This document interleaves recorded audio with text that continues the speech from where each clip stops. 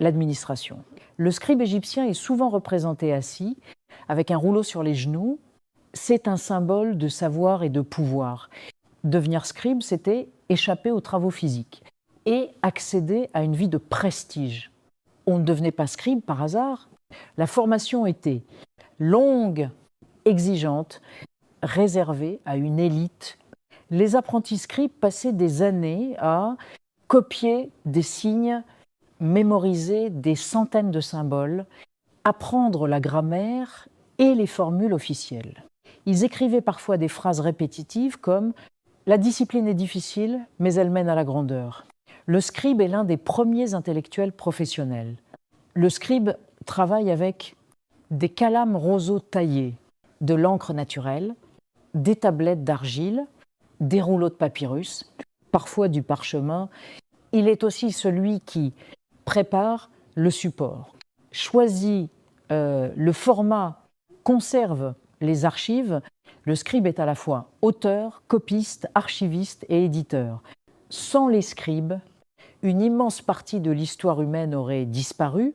Ce sont eux qui ont recopié les textes sacrés, transmis les lois, conservé les savoirs médicaux et scientifiques.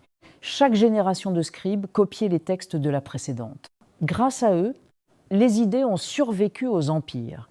Des milliers de textes anciens nous sont parvenus, uniquement parce que des scribes les ont recopiés, génération après génération. Ils sont les premiers gardiens de la mémoire écrite. Avec le temps, le rôle du scribe évolue. Au Moyen-Âge, dans les monastères, les moines copistes reprennent cette mission, copier les manuscrits à la main, décorer les pages, préserver les textes antiques. Ils prolongent l'héritage des scribes antiques. Avec l'invention de l'imprimerie, le métier de scribe disparaît progressivement. Mais en réalité, il ne meurt pas, il se transforme. Aujourd'hui, les héritiers du scribe sont les écrivains, les éditeurs, les correcteurs, les documentalistes et même les créateurs de contenu numérique. Chaque fois que quelqu'un écrit pour transmettre, il marche dans les pas du scribe. Les scribes furent les premiers métiers du livre, les premiers professionnels de l'écriture, les premiers à comprendre que le savoir devait être conservé, organisé et transmis. Sans eux, pas de livre, pas de bibliothèque, pas d'histoire écrite.